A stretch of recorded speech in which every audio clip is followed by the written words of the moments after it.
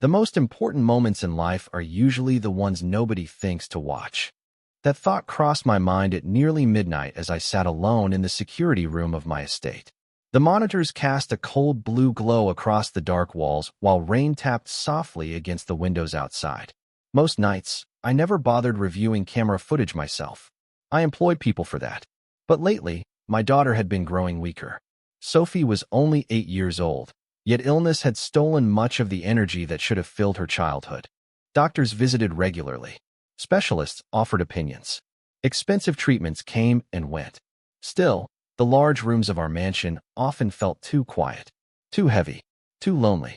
That evening, after another difficult day for her, I found myself scrolling through footage from different areas of the house. I was not looking for trouble. I was looking for reassurance. I wanted to see whether she had smiled, whether she had eaten, whether there had been even a small moment of happiness while I was buried in meetings. The footage from the playroom appeared first. Sophie sat alone at a small table near the window. Rain streaked down the glass behind her. Colored pencils lay scattered across the surface. A half-finished drawing rested in front of her. She looked tired, smaller than she should have. My chest tightened. Then the door opened. A young woman stepped inside carrying a tray with a bowl of soup. Emily Carter, our newest maid, 24 years old. Quiet, professional, respectful. She had worked at the estate for only a few months. I expected her to place the tray on the table and leave. Instead, she paused. Sophie barely glanced at the food. Her shoulders slumped. Emily seemed ready to walk away. Then something unexpected happened. She sat down beside my daughter. Not because anyone told her to. Not because it was part of her job. She simply sat there. The camera recorded everything without sound, yet somehow I understood the moment perfectly. Emily pointed at the unfinished drawing. Sophie shrugged. Emily picked up one of the colored pencils. A few seconds later, she began sketching something on a blank sheet of paper. My daughter leaned closer. Curious. Interested.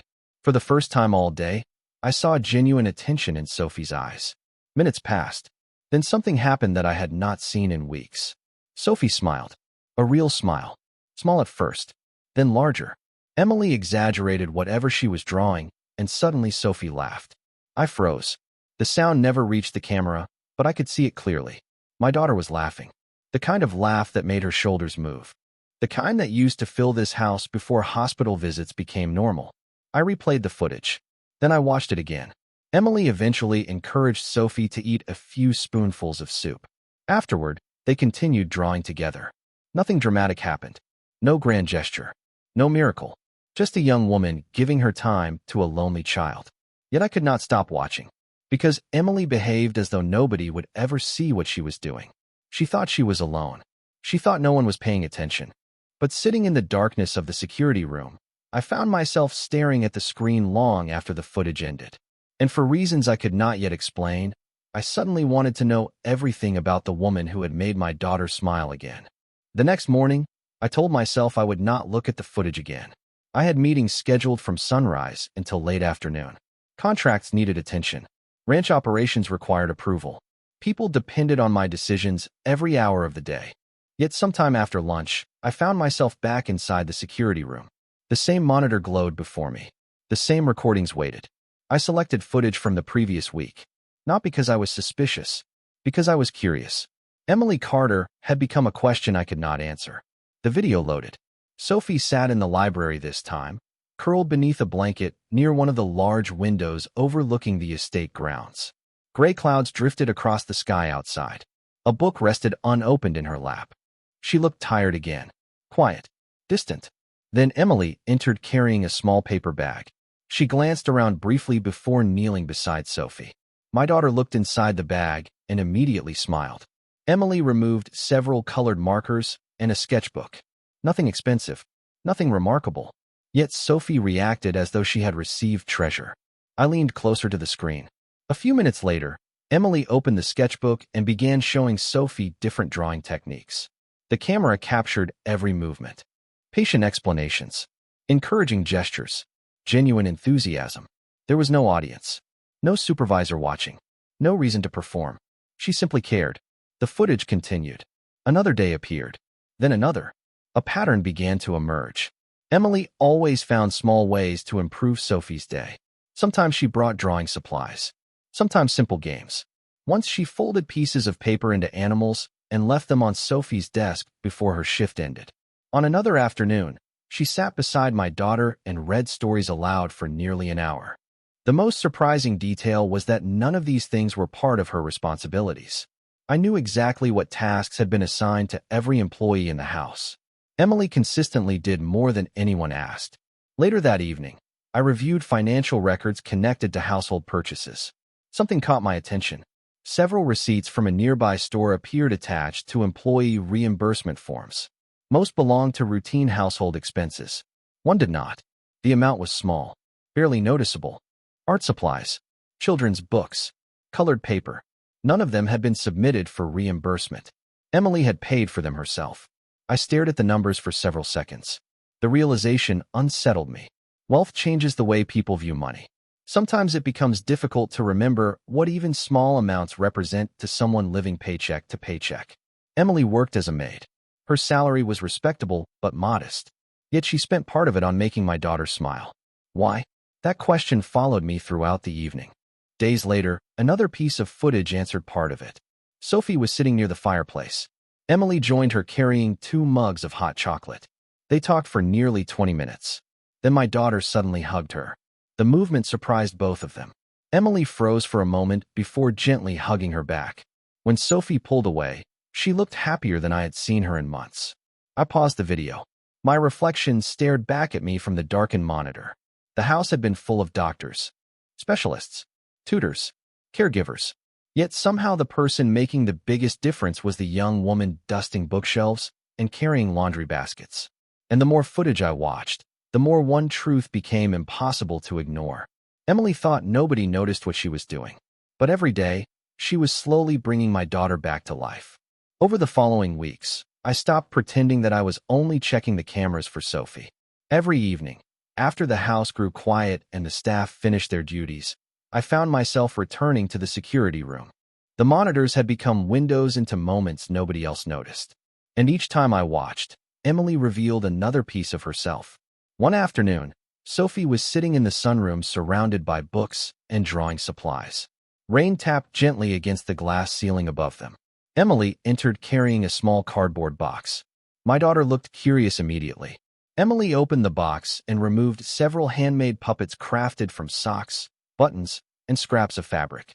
They were far from perfect. Some looked ridiculous. One had mismatched eyes. Another leaned sideways whenever it moved. Within minutes, Sophie was laughing so hard that she nearly fell off the couch. I watched the recording twice, then 3 times. The puppets were obviously homemade. Emily had spent her own time creating them.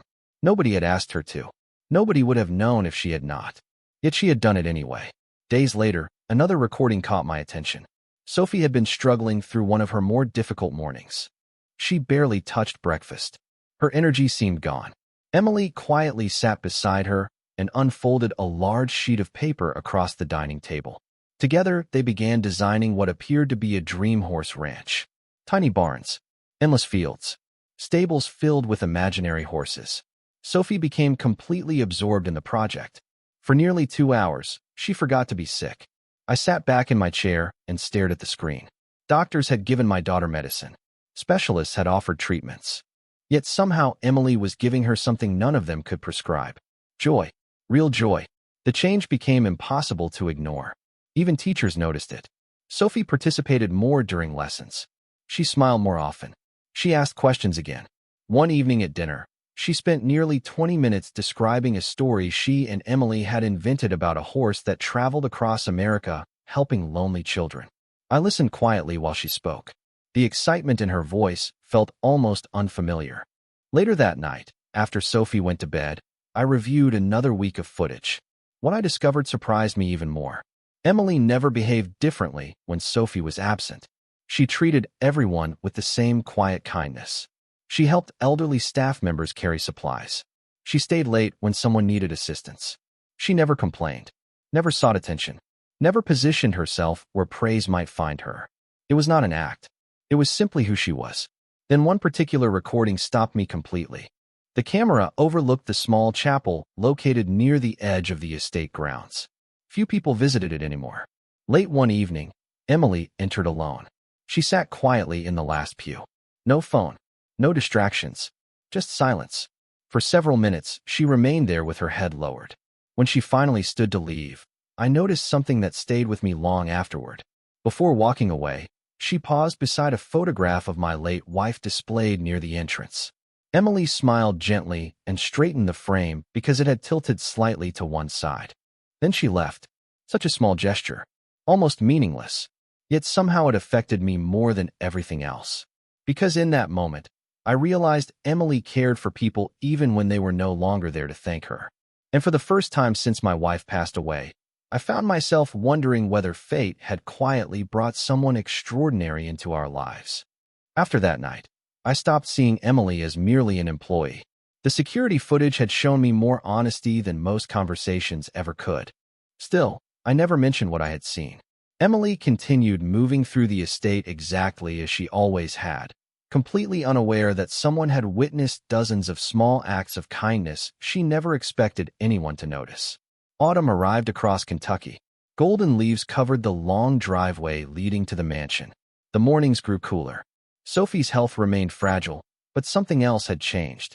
She looked forward to each day. For months, doctors had measured progress through charts and reports. Now I measured it through laughter. One afternoon, I came home earlier than expected.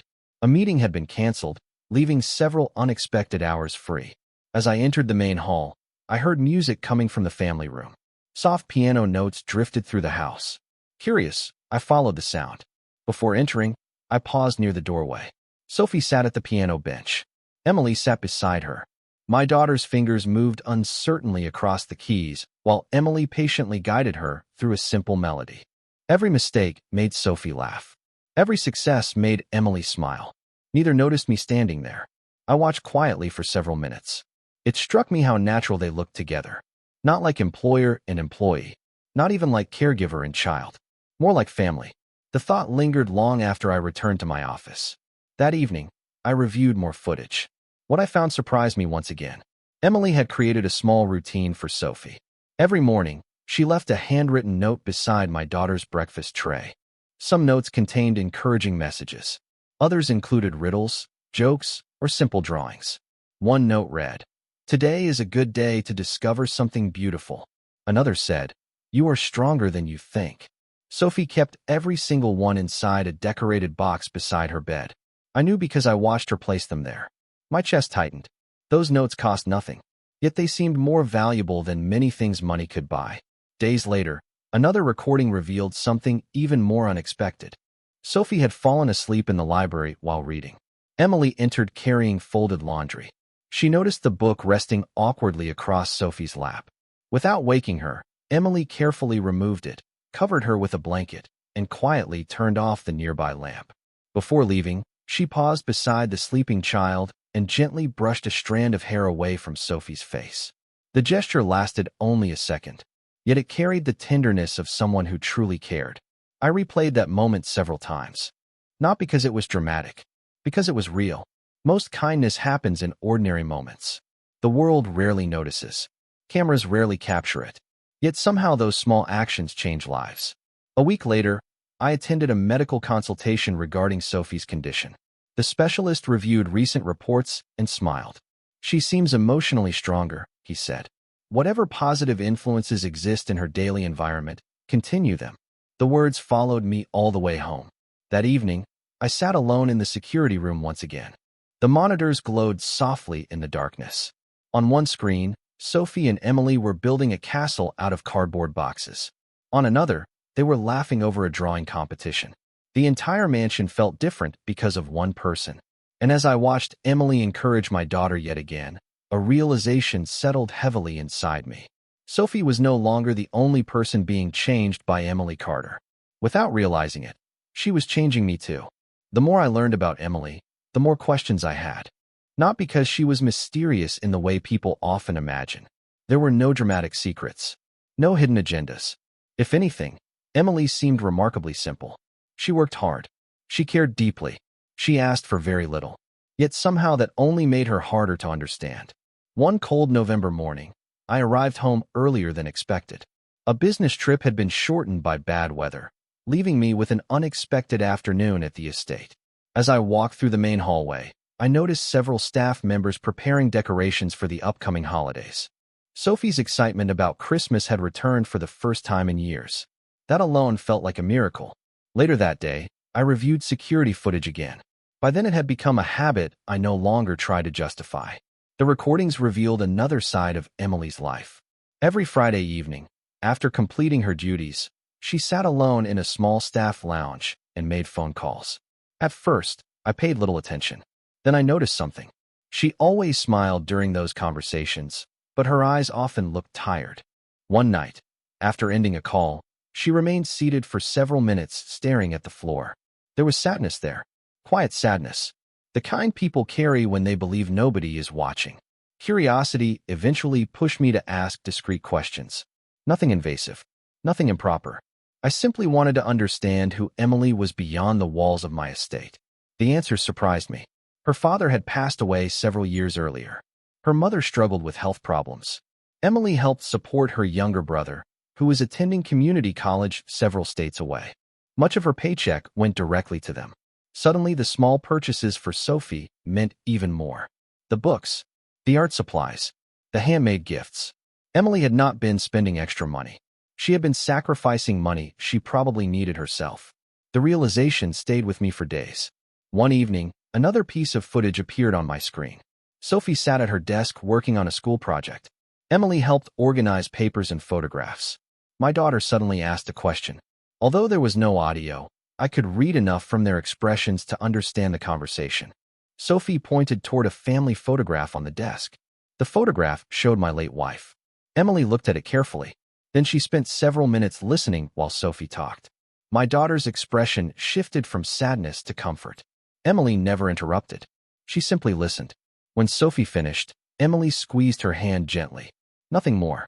Yet somehow that simple gesture carried more comfort than 100 speeches could have offered. Later that week, I witnessed something without the help of cameras. Sophie and I were eating dinner together when she casually mentioned Emily. She misses her family, Sophie said. I looked up. Did she tell you that? Sophie nodded. But she says being strong means helping people even when you are having a hard day. The words struck me immediately because they sounded exactly like something Emily would say. After dinner, I sat alone in my study watching snow begin to fall outside.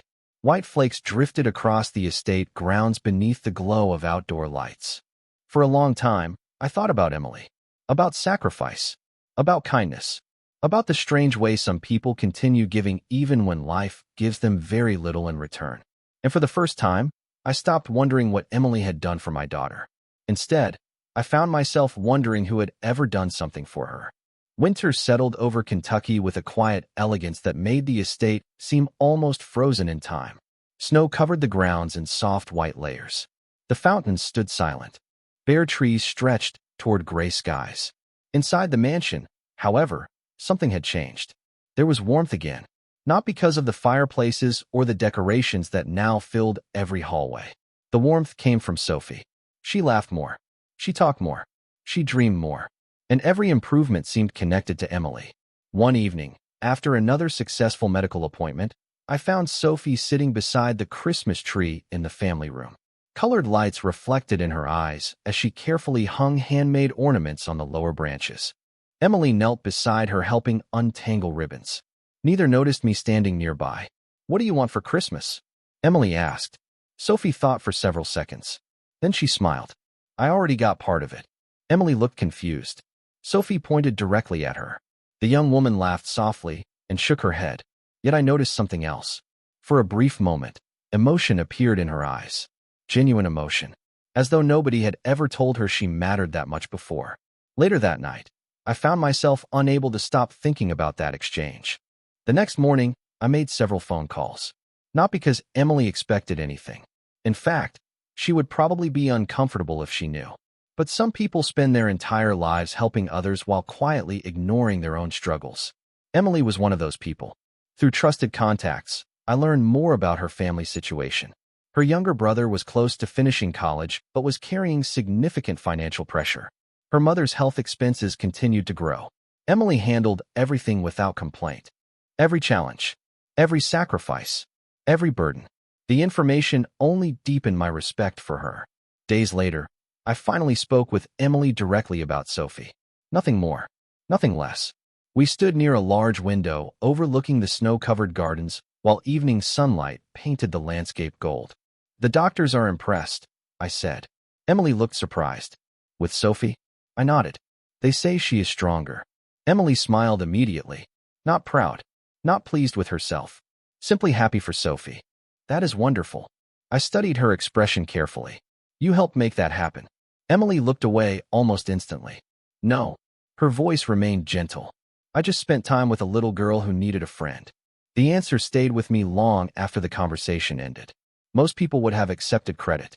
Emily refused it without hesitation. That night, after everyone went to sleep, I entered the security room once again. The familiar monitors illuminated the darkness. On the screen, Emily was helping Sophie build a small gingerbread house in the kitchen. Flour covered the counter. Candy decorations rolled everywhere. The project was a complete disaster. Both of them were laughing uncontrollably.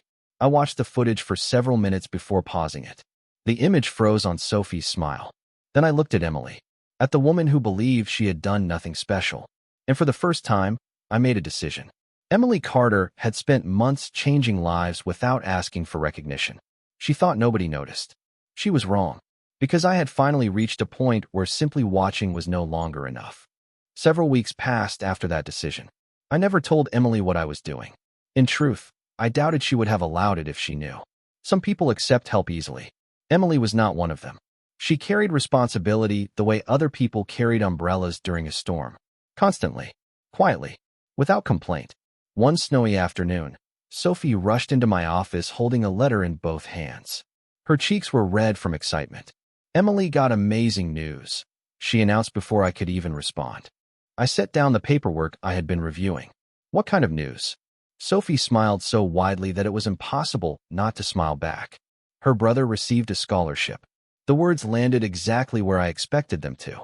Weeks earlier, through completely legitimate channels and anonymous donations, several financial obstacles had quietly disappeared. Nothing had been handed to anyone. Opportunities had simply been opened. Doors that deserved to be open. Sophie continued talking while pacing around the office. Emily was crying when she got the call. Happy crying. That evening, I noticed the difference immediately. The entire atmosphere around Emily seemed lighter. She moved through the mansion with the same humility and kindness as always, but there was relief in her eyes. Hope. The kind that arrives when a burden finally becomes a little easier to carry. Days later, another unexpected piece of good news arrived. Emily's mother had been accepted into a medical assistance program that significantly reduced treatment costs. Once again, Emily had no idea that several recommendations and private conversations had quietly helped move the process forward. She only knew that life suddenly seemed a little less difficult. The most remarkable part was that none of these changes altered her behavior. She did not become less generous once her own problems improved. If anything, she became even more focused on helping others. One evening, I reviewed security footage out of habit and found Emily sitting beside Sophie near the fireplace. Snow drifted outside the tall windows. Christmas lights cast warm colors across the room. Sophie was talking excitedly about future plans. Emily listened with complete attention, smiling at every dream my daughter described. Then Sophie asked a question. I could not hear the words, but I watched Emily pause before answering. Whatever she said caused Sophie to throw her arms around her neck. Emily hugged her back tightly. I sat motionless in the darkness of the security room. Some people enter a house and perform a job. Emily had entered our lives and transformed them. The following weekend, Sophie and I spent the afternoon together decorating cookies in the kitchen. Halfway through the activity, she looked up at me very seriously. Dad, I smiled. What is it? She placed down the frosting bag and thought carefully before speaking. Good people deserve good things, right? The question seemed simple, yet something about it felt important. Yes, I answered. Sophie nodded, as if confirming something she already believed. Then she returned to decorating cookies. But I remained silent. Because for the first time, I realized this story was no longer only about gratitude. It was no longer only about kindness. Somewhere along the way, Emily Carter had become far more important to this family than either of us fully understood. And deep down, I knew the next decision I made would change all of our lives forever. The weeks that followed felt different in ways I could no longer ignore. Winter slowly loosened its grip on Kentucky. Snow disappeared from the fields. Sunlight lingered longer across the estate grounds. And with every passing day, Sophie seemed stronger. One afternoon, I found her sitting beneath a large oak tree near the garden, sketchbook balanced on her knees. Emily sat beside her, helping choose colors for a drawing.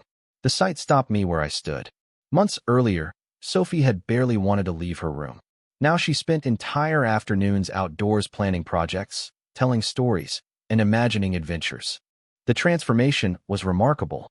That evening, after dinner, Sophie entered my study carrying a small wooden box. She placed it carefully on my desk. "You should see this," she said. Inside were dozens of folded notes. Every encouraging message Emily had left beside her breakfast tray. Every joke, every drawing, every reminder to keep believing in better days. Sophie had saved all of them. I slowly flipped through the collection.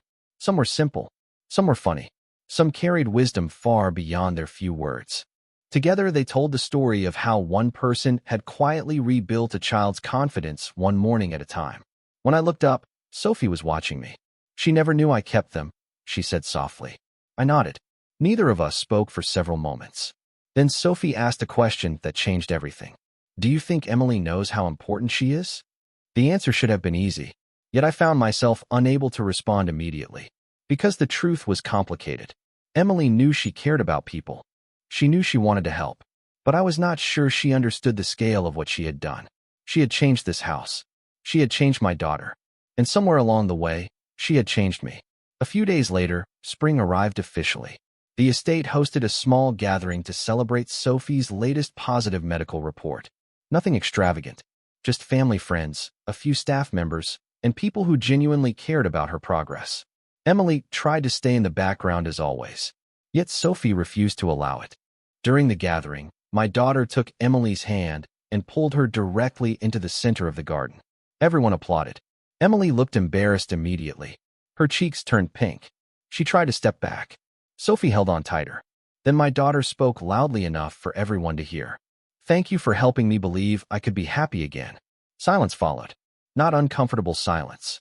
The kind created when something honest touches every person present. Emily's eyes filled with tears. Mine nearly did as well. As I watched them standing together beneath the spring sunlight, a realization settled completely into place. This was no longer about gratitude. Gratitude had been the beginning. What I felt now was deeper, stronger, permanent. For months, I had watched Emily through security cameras, through hallways, through ordinary moments she never knew mattered. But now I understood something important. The woman standing beside my daughter was no longer simply part of our story. She had become part of our future. And for the first time, I began planning how to tell her exactly that. Spring fully transformed the estate by the time I finally acted on the decision that had been growing quietly inside me for months. The gardens were alive with color. Roses bloomed along stone pathways. Warm sunlight stretched across the rolling grounds. Even the mansion felt different, lighter, happier. Sophie continued growing stronger every week. Her doctors spoke with increasing optimism. Her laughter filled rooms that had once known only silence. And at the center of so much of that change stood Emily Carter. One Saturday afternoon, I invited Emily and Sophie to join me for a picnic near the small lake at the edge of the property. It was nothing formal, just a simple afternoon beneath clear blue skies. Sophie spent most of the day chasing butterflies and sketching wildflowers while Emily sat beside the water enjoying the peaceful scenery. I watched them together and felt an unfamiliar certainty settle inside me. For years, I had measured success through power, influence, and accomplishments. Yet none of those things compared to the peace I felt sitting beside the two people who mattered most. As the sun began lowering toward the horizon, Sophie wandered a short distance away to photograph ducks near the shoreline. Emily and I remained seated beneath an old oak tree. For a few moments, neither of us spoke. The breeze moved gently through the branches overhead. Finally, I looked at her. "There is something I have wanted to tell you for a long time." Emily smiled nervously.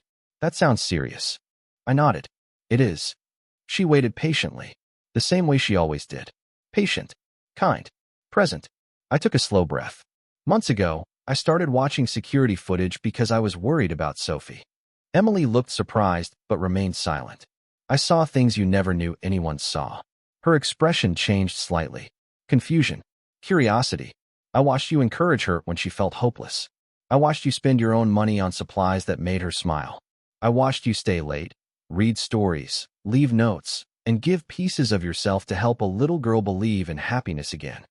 Tears immediately filled her eyes. I continued before emotion could stop me. At first, I thought I was watching someone help my daughter. Then I realized I was watching someone extraordinary. Emily lowered her gaze. I gently reached for her hand.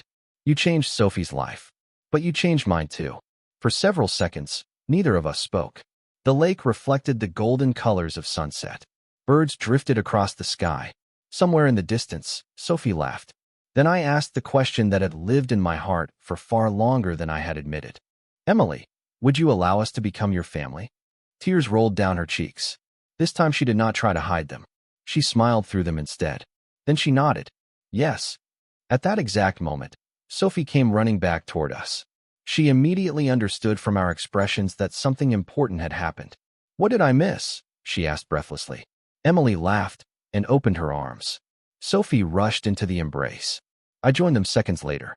The three of us stood together beneath the fading sunlight, while spring surrounded us with new beginnings. Looking back, it still amazes me how everything started. Not with a grand event. Not with destiny announcing itself. It began with a young woman who thought nobody was watching. A woman whose kindness was so genuine that it existed even when no reward seemed possible. In the end, the security cameras showed me many things. But the most important thing they revealed was this. Sometimes the person who quietly changes your life is the very person your heart has been searching for all along.